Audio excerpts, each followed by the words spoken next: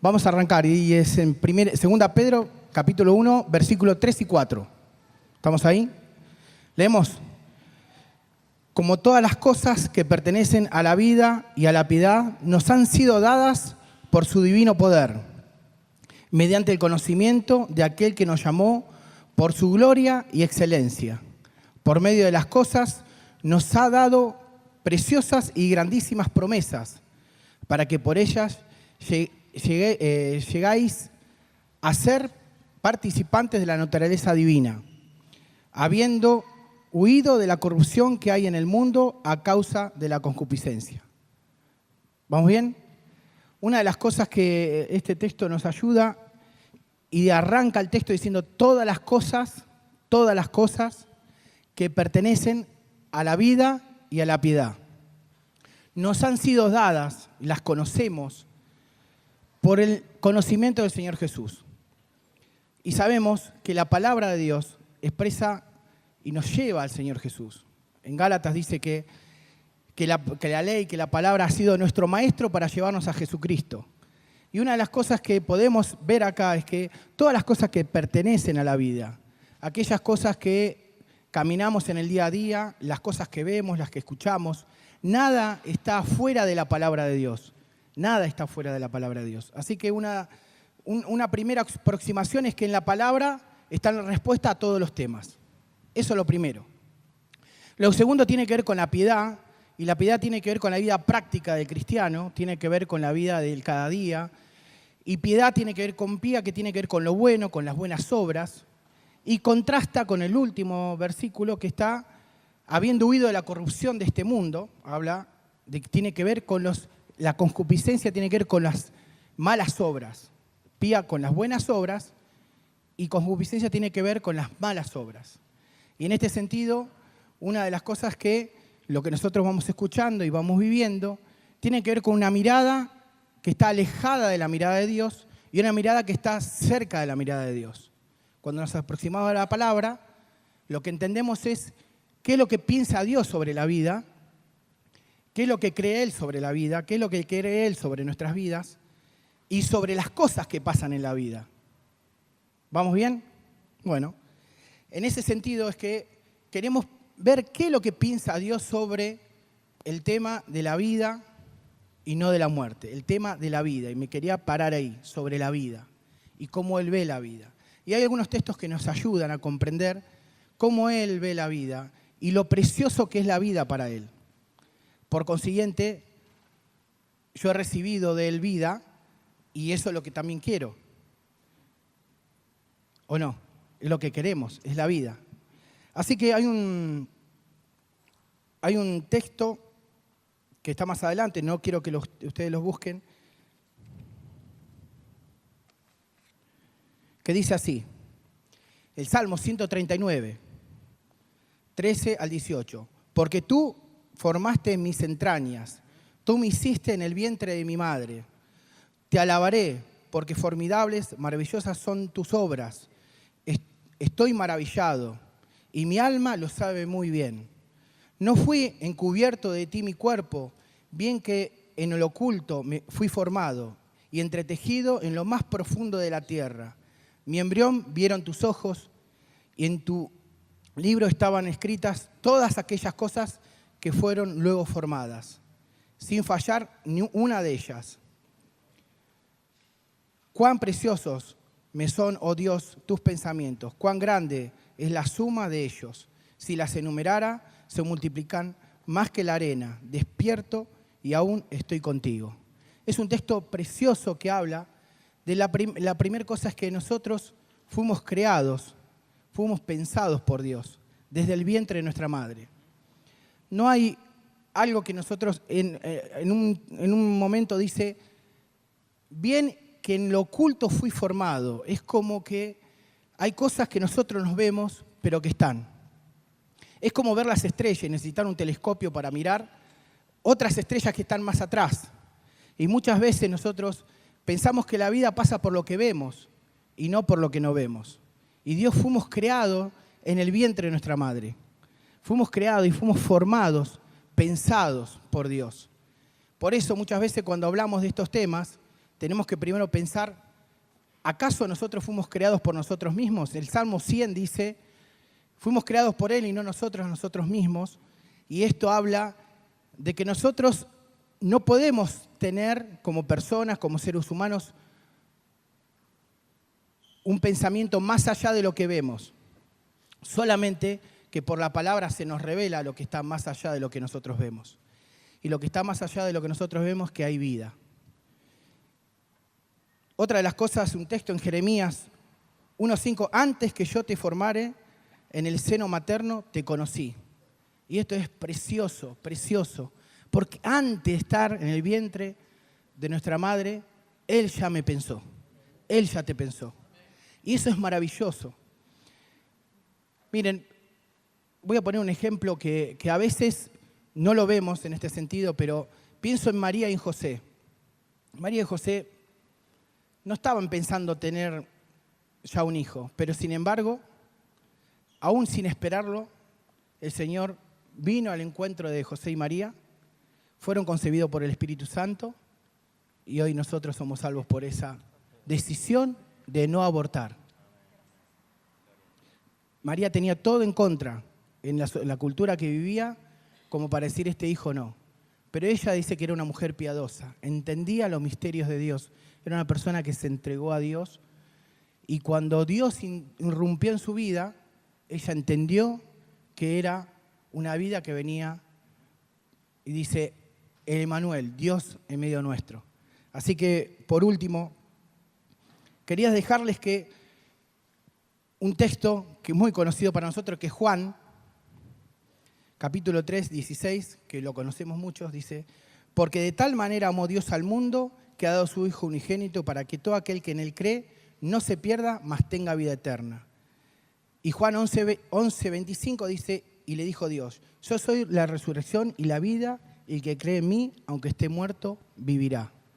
Y fíjense en qué tan precioso es la vida, que Él sabiendo por nuestro pecado, por el pecado, que vivimos en el Edén, y que eso nos produjo la muerte espiritual, Él dijo, no, esto no.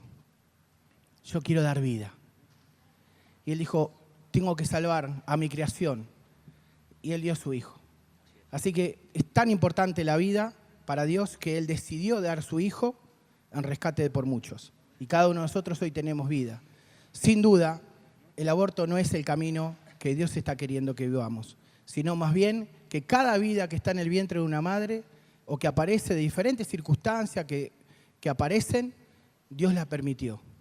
Y Dios celebra la vida. Y Dios tiene propósito, como pasó con el Señor Jesús y tantos otros ejemplos que tenemos en la palabra de Dios. Que Dios te bendiga. Ahora vamos a meternos un poquito más en el tema puntual de aquello que ocurre cuando entramos en el terreno del aborto, qué consecuencias hay, qué cosas aparecen, así que, vale, adelante. Bueno, primero que nada, cuando pensaba y buscaba información acerca de las consecuencias del aborto, le pedía al Señor que no sea una mera información, porque es muy duro lo que les voy a compartir, sino que nos ayude a tomar dimensión de lo que es el tema del aborto y que nos sea una herramienta a la hora de acompañar a las personas que tenés cerca tuyo, que tengo cerca mío y que están viviendo este tema. ¿Amén?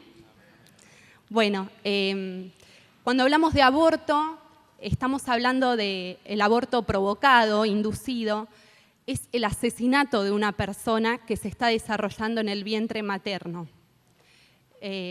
Por lo tanto, la primera de las consecuencias del aborto es la pérdida de una vida, ¿sí? Una vida diseñada por Dios, como veíamos recién, que tiene un ADN distinto, único, específico. No es una bolsa de células, es una persona diseñada por Dios, ¿no? Esta es la primera consecuencia.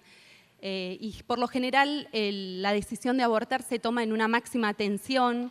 Alguna de las razones por las que una persona puede llegar a esta decisión puede ser el temor al abandono, presión de su pareja o de la familia, por razones económicas, por enfermedad del feto por nacer o de la mamá.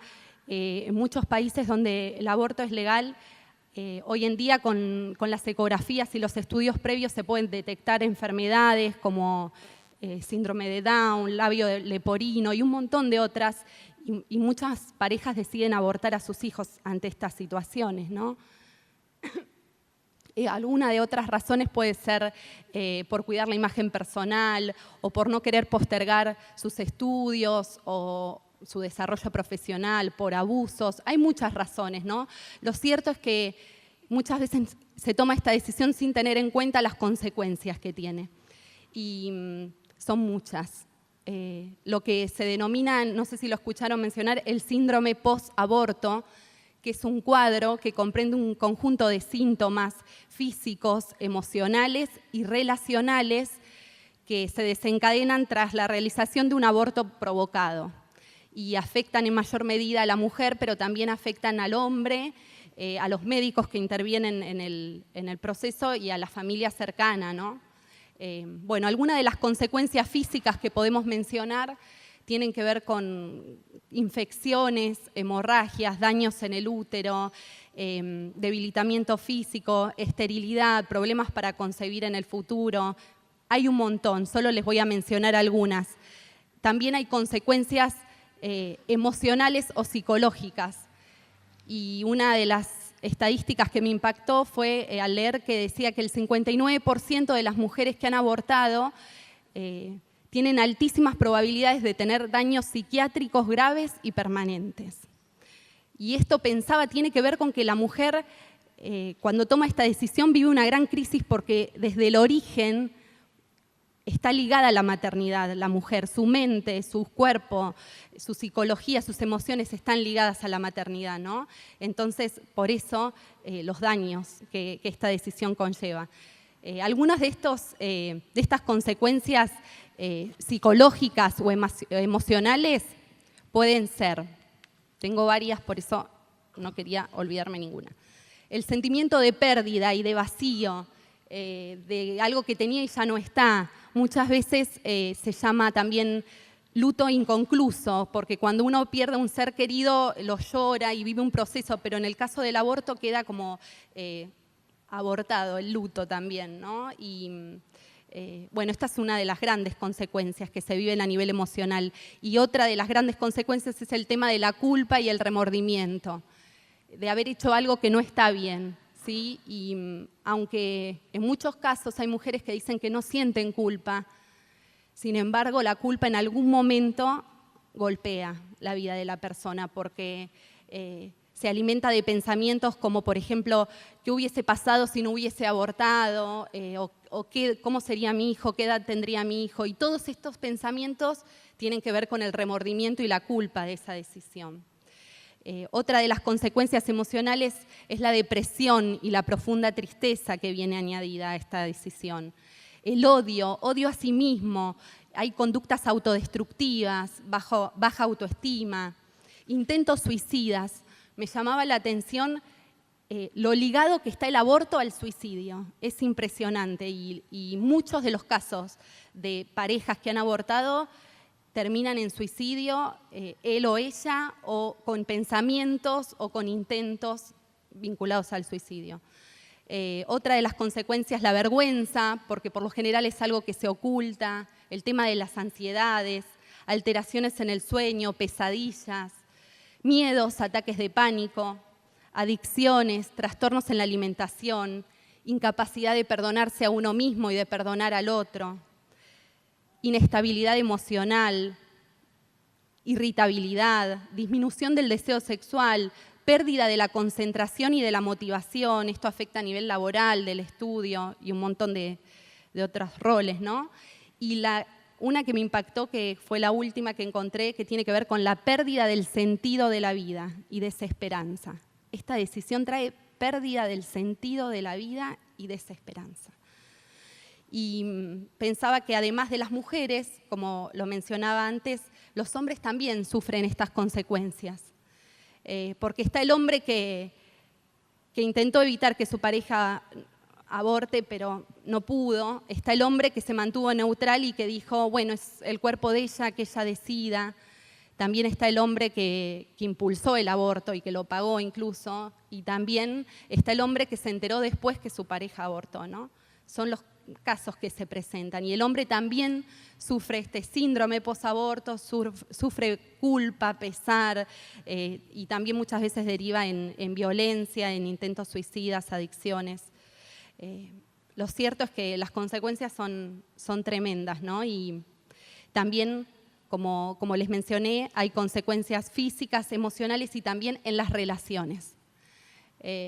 Y una de las cosas que también me impactó cuando la leía y también al caminar la calle uno se entera, es en la relación de pareja, cómo se ve afectada tras haber realizado un aborto.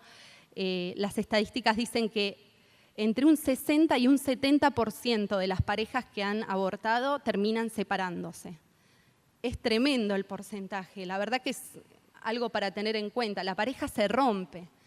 Y esto es porque cada uno está viviendo todo esto que recién compartíamos a nivel personal. Y también puede ser que haya sido una decisión no consensuada.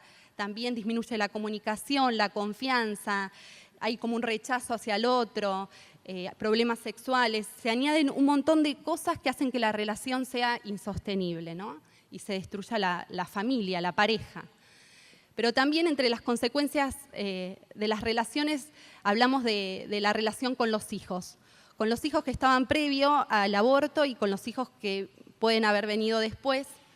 Y leía que muchas veces esto se traduce en un maltrato o violencia hacia los hijos que están y tiene que ver con que los papás no sanaron el tema del aborto vivido y se descargan con los hijos que están. Y en otros casos, para el otro lado, se da una sobreprotección extrema de los hijos que están porque tienen miedo a perderlos o porque estos nuevos hijos vienen a ser el reemplazo del que ya no está, ¿no?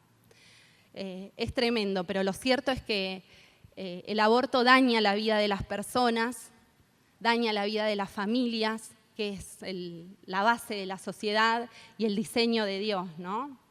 Y otro dato a nivel social tiene que ver con que el aborto frena la natalidad, es una realidad. Y en países donde, por ejemplo en España, está legalizado el aborto, se está dando lo que se llama un envejecimiento de la pirámide poblacional. Es decir, que la mayoría de la población son personas mayores y no nacen los niños que deberían nacer, y esto trae un montón de otras consecuencias a nivel social.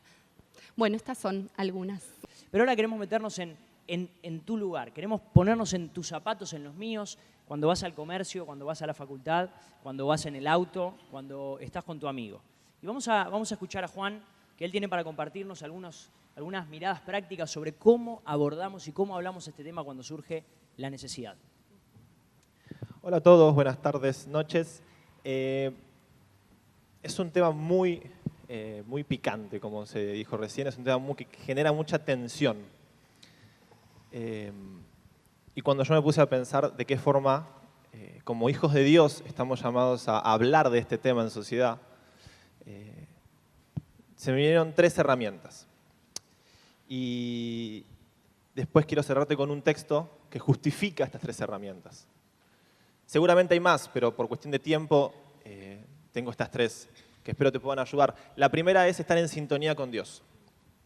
Para tener las mejores reacciones o las reacciones correctas, porque no siempre planeamos ese mismo día, hoy a las 3 debato del aborto. No. O sea, a veces surge y te agarra en el medio del día que estás haciendo otra cosa. Y tenés que reaccionar, porque no te dan el tiempo para que vos pienses la respuesta, la debatas. No, en ese momento se te exige una respuesta o un comentario.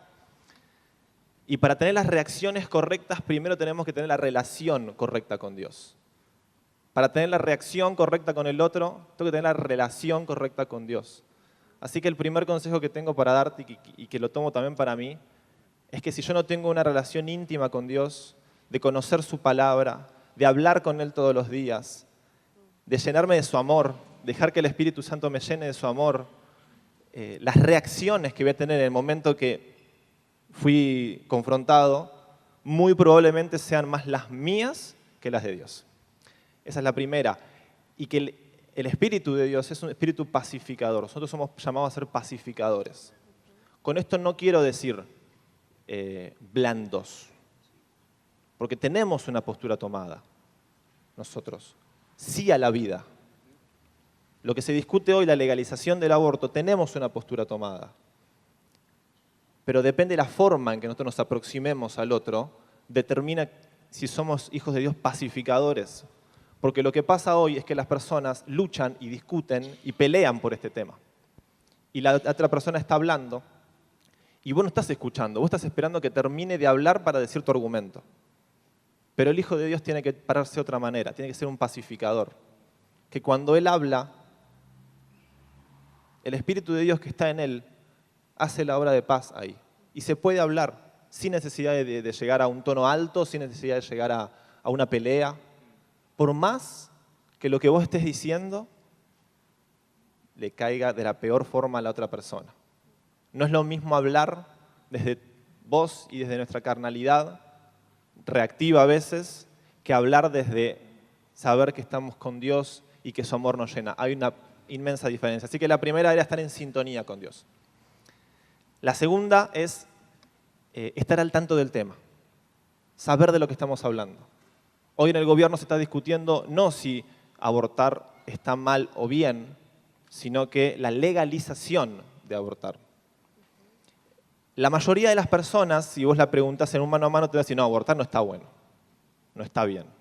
Pero sí están a favor de que sea legal por una cierta cantidad de razones. Entonces está bueno nosotros como hijos de Dios que nos informemos, que miremos, que leamos, y no solo un medio, sino varios, porque cada uno habla según su perspectiva, que podamos tener la misma información vista desde diferentes ángulos, para cuando nosotros damos nuestra opinión, podemos basarla no solamente en una mirada, en cuanto al tema de información duro, me imagino, hablo, sino poder hablar con conocimiento de causa. Con qué dice este, qué dice aquel, qué dice el otro, qué dice la ciencia. Porque ¿qué pasa? Cuando la otra persona se pare con vos, si conoce tu testimonio, ya te va a estar mirando con otro ojo, porque vos sos iglesia. Y las personas en este tema particular, cuando vos ya saben que sos iglesia, ya te prejuzgan de una forma que ya saben todo lo que vas a decir. Entonces ya saben que vas a estar en contra. Pero lo lindo es cuando escuchan por qué estás en contra. O cuando te escuchan hablar.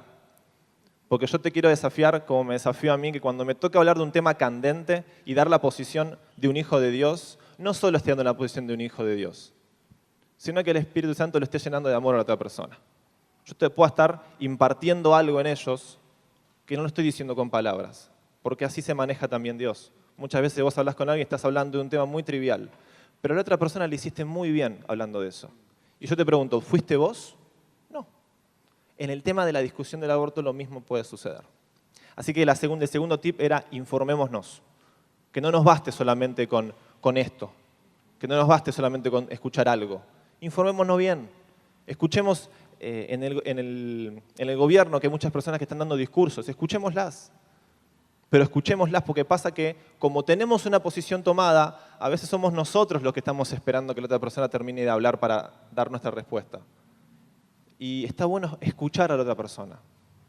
No es lo mismo y la otra persona se da cuenta cuando vos la estás escuchando realmente, como vos también te das cuenta cuando vos están escuchando.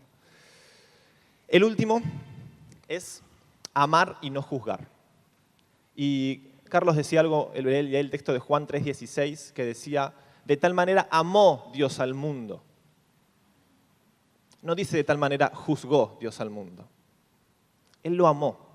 Dios nos amó y nos dio lo más preciado. Y hoy podemos estar acá porque Dios nos ama. Lo que tenemos que hacer nosotros al tocar un tema tan picante como este es amar a la otra persona. Entender que muchos casos con los que estás hablando tienen dolor detrás. Hay dolor, muchas de las razones que decía Vale. Quizás cuando hablas con una persona, con una mujer que abortó y está a favor de la legalización o inclusive capaz está a favor del aborto, muchas veces nosotros ya nos paramos de una manera que juzgamos a la persona. Y no estamos llamados a eso. Estamos llamados a amar. Si no, fijémonos cómo se movía Jesús en su época. Amaba a la gente. Cuando los demás querían apedrear, Él dijo, ni yo te condeno.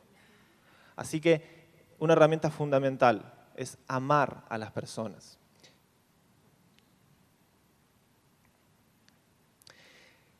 Si queremos ver algo transformado, tenemos que amarlo, no juzgarlo. Muchas veces queremos ver a Quilmes transformado, queremos ver a mi familia, queremos ver a mi papá, a mi mamá, a mis hermanos, que cambien su manera de pensar. Bueno, ¿cómo yo, hijo de Dios, puedo hacer eso? Hablándole de la Biblia, azotándolo, diciéndole, no, así no. Va a costar un poco eso. Pero en cambio, si vos te decidís a amarlo, a escucharlo, muchas veces quizás no tengas nada que decir. Quizás le des un abrazo nada más, ¿sí? Bueno, respetale la opinión. No quiere decir que porque vos muchas veces hables y hables la verdad y lo llenes de amor, la otra persona vaya a decir, ah, bueno, sí, cambié mi opinión. No. Pero lo importante es cómo vos te manejes. Y depende de cómo vos te manejes en lo íntimo donde nadie te ve, así te vas a manejar también en lo público. Por eso decía lo primero. Bien, y cierro con el texto, que queda en 1 Pedro 3, 15 al 16. No hace falta que lo busques, te lo leo. Dice, adoren a Cristo el Señor de su vida. Y ahí entra la de estar en sintonía con Dios. Adoren a Cristo como el Señor de su vida. Si alguien les pregunta acerca de la esperanza que tienen como creyentes, estén siempre preparados para dar una explicación. Y ahí entra estar al tanto del tema. Pero háganlo con humildad y respeto, amando en lugar de juzgar. Mantengan siempre limpia la conciencia. Entonces, si la gente habla en contra de ustedes, será avergonzada al ver la vida recta que llevan porque pertenecen a Cristo. Gracias.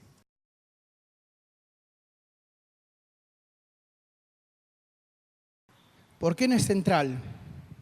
Primero porque tiene que ver con qué postura tenemos nosotros en función a la ley de la despenalización. Si nosotros tenemos un concepto ya previo, no me resulta central porque no llego a preguntarme sobre eso, si está bien o está mal. ¿Se entiende?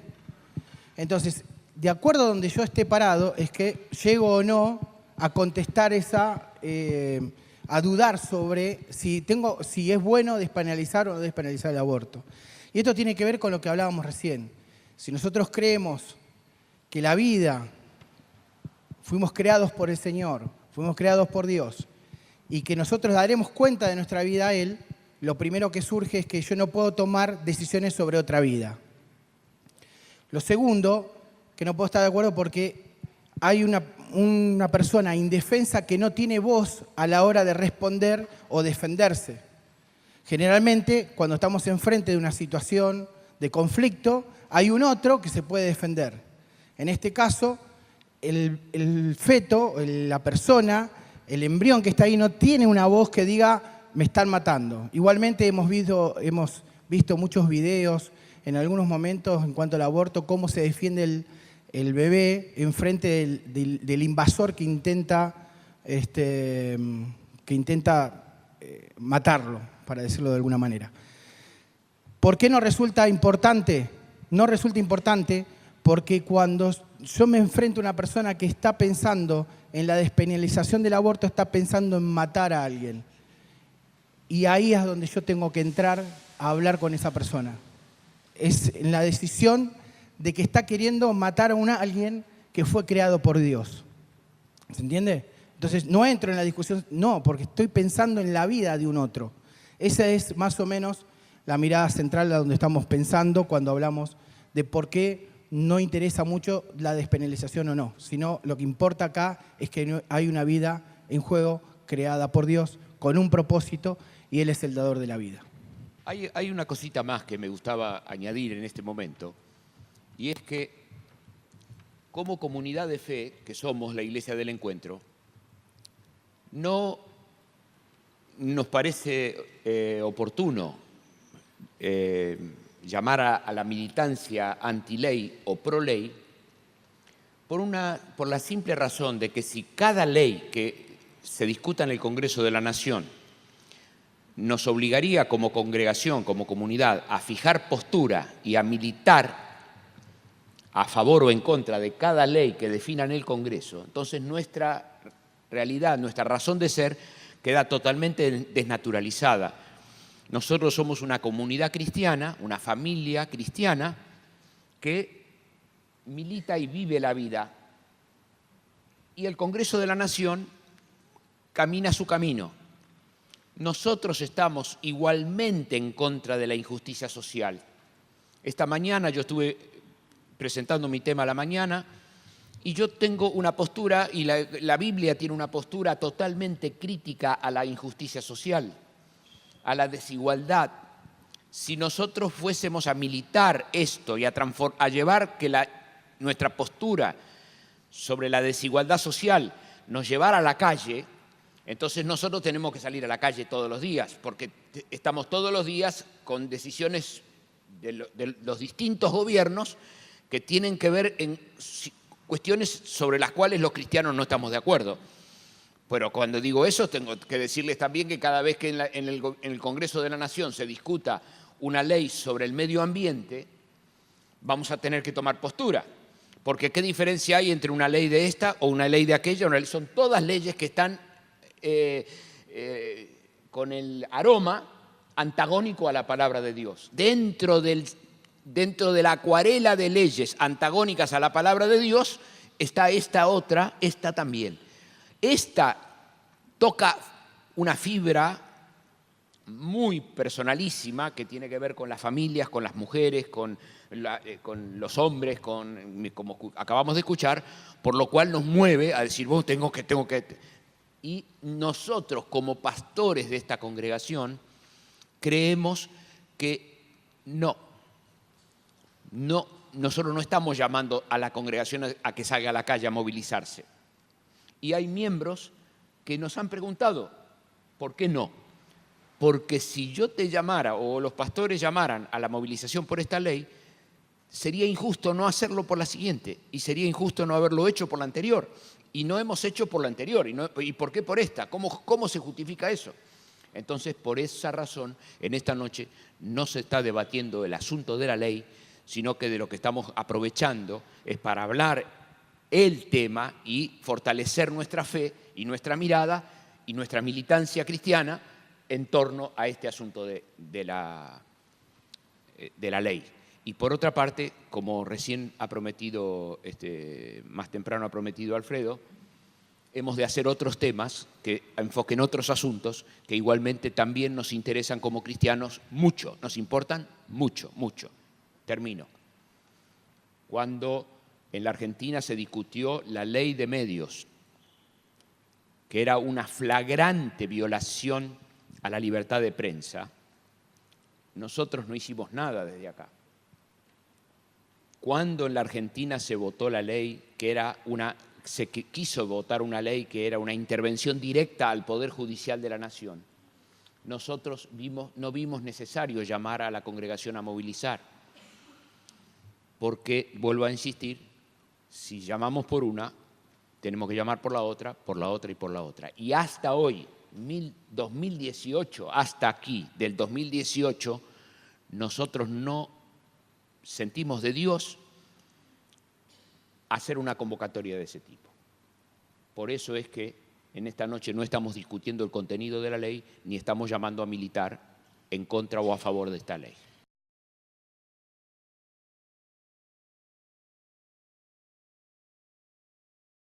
En primer lugar, hay un tema a resolver que es una culpa moral que es real. Y si bien estamos en una sociedad donde se niega en la mayoría la existencia de Dios y donde lo bueno y lo malo parece ser relativo, nosotros, a la luz de la palabra, que es la verdad absoluta, sabemos que ir en contra de lo que Dios estableció es pecado. Y una persona, por el motivo que sea, que se atribuye el derecho de decidir sobre la vida de otra persona, está pecando, ¿no? Y el pecado trae consecuencias. El pecado me ata, el pecado me esclaviza y me destruye. Entonces, lo primero es reconocer, llamar pecado a lo que es pecado, pero sin juzgar, como hablábamos antes, ¿no? Romanos 3:23 dice que todos pecamos, que todos somos culpables, todos tuvimos que resolver este tema de la culpa, ¿no? Y en Juan 8, como mencionábamos antes también, cuando Jesús se relata el episodio de la mujer adúltera y los que la acusaban, Jesús les dice, el que esté libre de pecado, que tire la primera piedra. Es decir, que no podemos juzgar a nadie, partimos desde ese lugar, ¿no? Sin juzgar.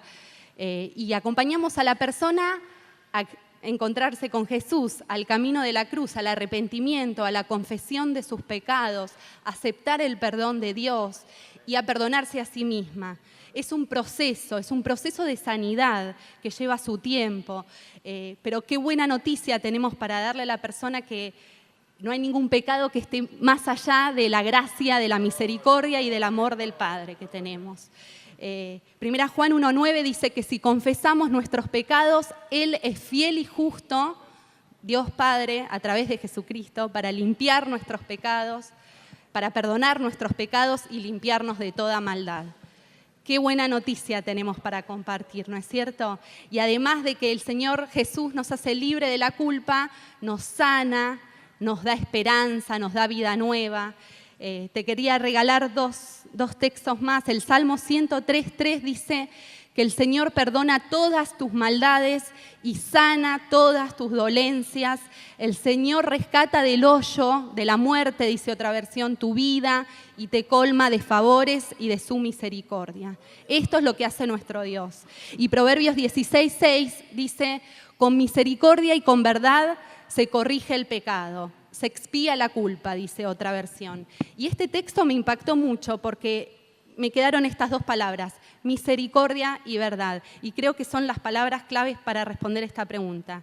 La verdad absoluta de la palabra de Dios, de llamar pecado a lo que es pecado, pero la misericordia de Dios que abraza, que perdona y que da vida nueva, ¿no? Que el Señor en su gracia nos permita acompañar a muchas personas a rehacer su relación con Él, ¿no? Y consigo mismo y con el otro.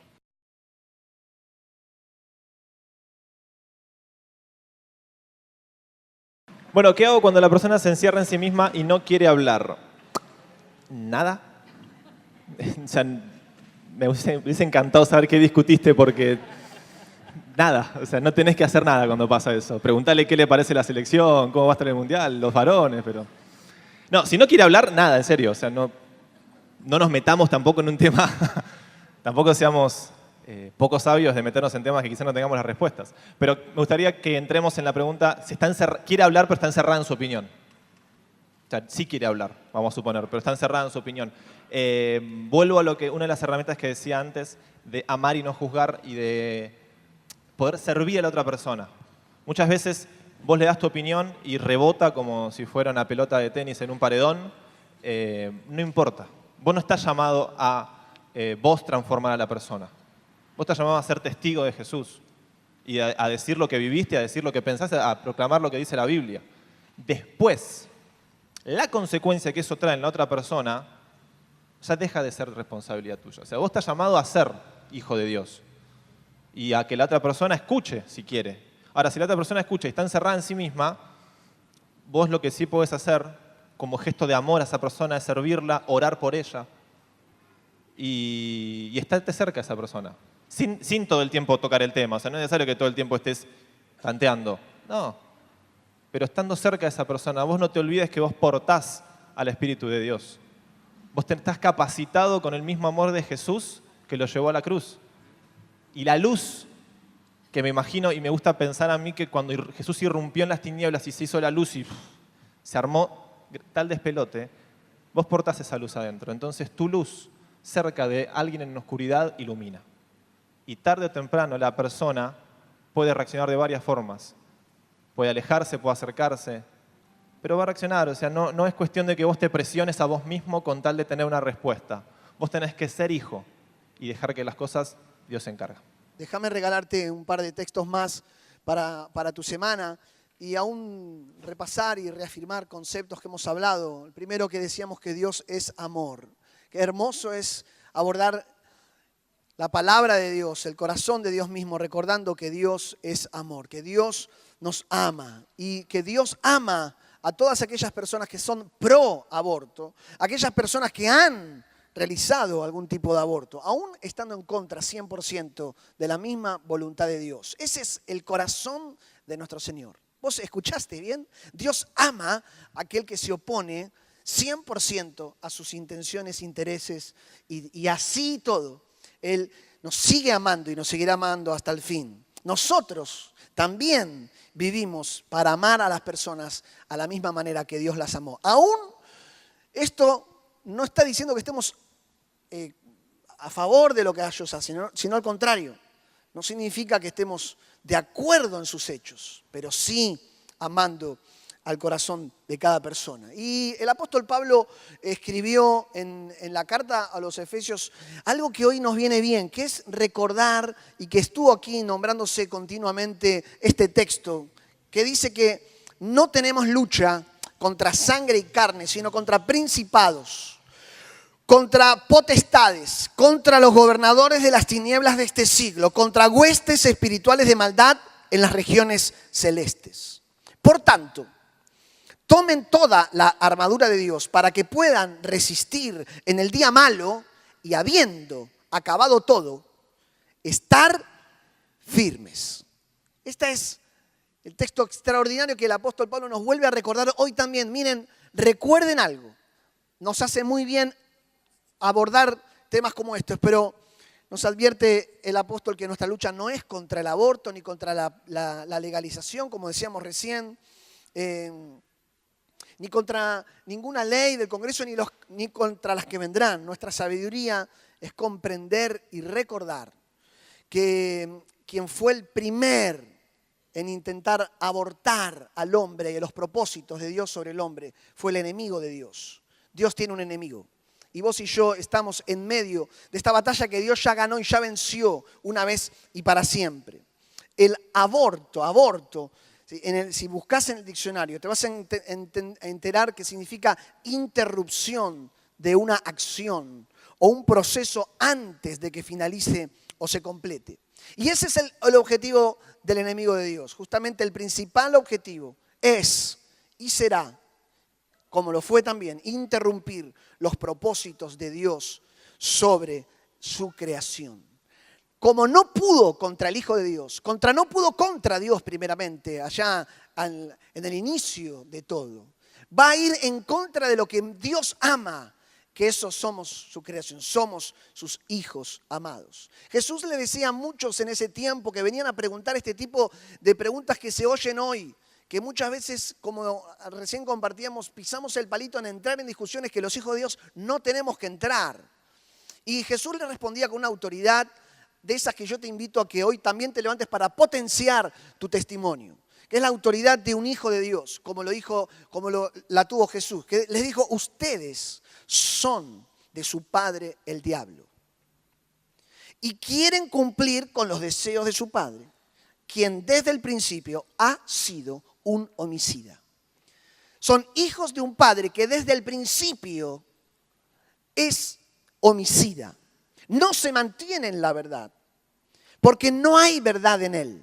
Cuando habla mentira, habla de lo que le es propio, porque es mentiroso y es padre de mentira. Si es padre de mentira es porque hay hijos que repiten, que reflejan la mentira. Es decir, mentir es parte, es la esencia de esta cultura. Mentir es esconder la verdad, es poner abajo de la alfombra la verdad. Vivimos en una cultura que esconde la verdad y por eso ignora a Dios.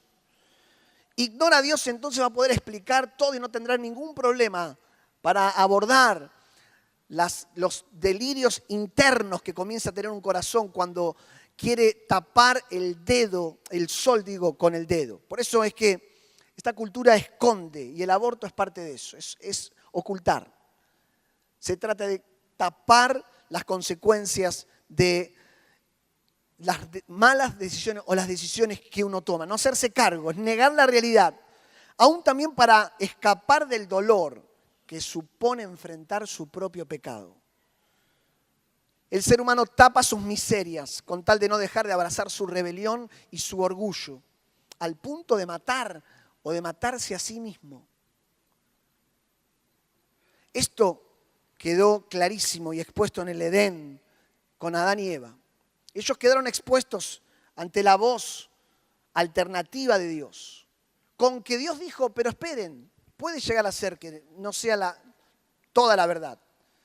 Satanás buscó desde el principio interrumpir el propósito que Dios había diseñado en ellos. Dice el texto en Génesis, el hombre y su mujer oyeron la voz de Dios el Señor que iba y venía por el huerto, como el viento del día. Entonces corrieron a esconderse. Voy de vuelta. Corrieron a esconderse entre los árboles del huerto para huir de la presencia del Señor. Escondite y huida. Qué momento tan triste, tan penoso, tan desgarrador para el corazón de un padre. Los diseños de Dios Padre dados vuelta por completo. Los hijos huyendo del amor del Padre. Vos te das cuenta que no fuiste creada ni creado para huir del amor de tu Padre Celestial. Fuiste creado para avanzar sobre los brazos del amor de nuestro Abba Padre. Por eso es que aquí llega el momento en que más nos gusta a todos aquellos que amamos la venida de Jesús. Llega el momento de entender que los planes de Satanás por interrumpir los procesos y los planes divinos de Dios sobre el hombre se chocaron contra el amor. Se chocaron contra el amor, se dieron contra la pared. Y vuelvo a decírtelo, los planes de Satanás se chocaron contra el amor. Y yo tengo acá una placa que mientras meditaba el Señor me iba regalando esto que es: el hombre se esconde y el Padre revela a Jesús. Así fue pasando en la historia. El hombre huye y Jesús se acerca. Y por último, el hombre mata y Jesús resucita. Gloria al Señor. Luego le podés dar un fuerte aplauso a Jesús por esto. ¡Es tremendo! Esto es tremendo. Gloria a Dios, más fuerte ese aplauso. Gloria a Jesús. Gloria a Jesús. No hay manera de huir de la presencia del Omnipresente. Iré a los montes, iré abajo del agua y allí estás tú. ¿Dónde voy a estar cuando quiero esconderme de tu presencia? Se preguntaba el salmista. El hombre buscando esconderse y el padre, ese padre que lo único que sabe es entregarse, entrega a su propio hijo, dejando los cielos para tomar la iniciativa de vos, tuya y mía, entregándonos a Jesús. Cada vez que huimos, Jesús comienza a acercarse. Él también es un amor en movimiento. El amor de Dios es movimiento. Y ese es el amor en movimiento que vos y yo somos llamados a vivir. Yo quiero preguntarte si vos podés ver esto que te acabo de expresar recién. Que el hombre mata y Jesús resucita. Jesús resucita para venir a darnos vida, a vencer al que tenía el dominio de la muerte, aquel que tenía el dominio y la potestad de la muerte. ¿Podés verte ahí también? Déjame preguntarte si podemos vernos escondiéndonos de nuestro Señor, escondiendo nuestro pecado y al mismo tiempo al Padre entregándonos a su Hijo por amor de nosotros. ¿Vos te ves ahí? ¿Vas entendiendo que no solamente se trata de nosotros aquí de La Platea hablar de un mundo que se va perdiendo, sino de entender que nosotros primeramente hemos sido escogidos, hemos sido resucitados juntamente con Cristo, porque estábamos tan perdidos como está perdido este mundo? ¿Lo ves? Te lo vuelvo a preguntar, ¿lo ves? ¿Podés ver a las personas huyendo del amor de Dios? Están perdidas, como ovejas sin pastor. En el desierto el mal acecha. En el desierto el mal vacía a las personas. El mal las llena de engaño. Las vacía llenándolas de dolor, rencor, odio, frustración, violencia, resentimiento y hasta la propia muerte. ¿Lo ves? ¿Lo ves? Te lo pregunto muchas veces si lo ves, porque déjame decirte que cada vez que veamos y que veas a uno solo huyendo, es cuando estarás reflejando a Jesús resucitando. Cada vez que veas a uno portando un pañuelo verde, en vez de decir, si tu corazón logra compenetrarse y vivir en la sintonía del Padre, vas a estar mirando ese corazón como una señal de debilidad al extremo, de decir, ámenme, Estoy un huérfano, estoy perdido. Estoy en el medio del desierto buscando que alguien llene la esencia de mi rebelión. Tengo que de alguna manera argumentar por qué ignoro a Dios. Y en este caso, el verde lo elegí porque fue el momento. Por eso es que termino diciéndote que Jesús ha resucitado porque su amor es más poderoso que todo pecado. ¿Cuántos dicen amén? Jesús ha resucitado porque nos vio en tinieblas y actuó para salvarnos. Y Jesús ha resucitado porque su amor fue, es y será por siempre. No hay nada que te pueda separar del amor que es en Cristo Jesús.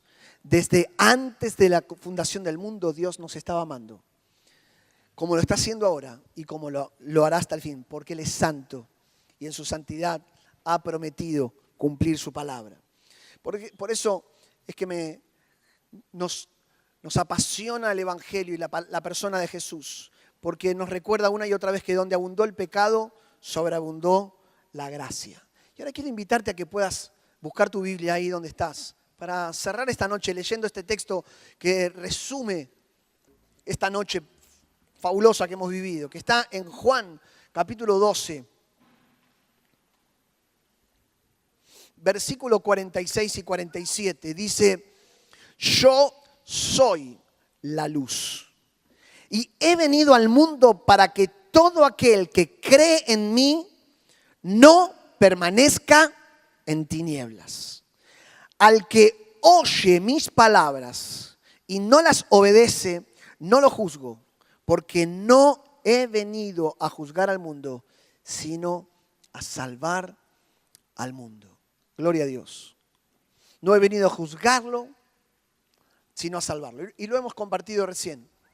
La bandera más hermosa que tenemos como pueblo de Dios es esta expresión que Jesús dice: yo soy la luz, yo soy, mi identidad está clara, yo soy.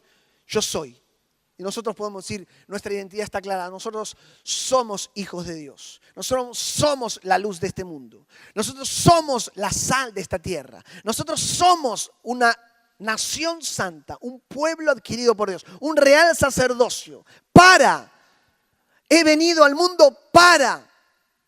Yo soy la luz, dijo Jesús, y he venido al mundo para. Es identidad y propósito.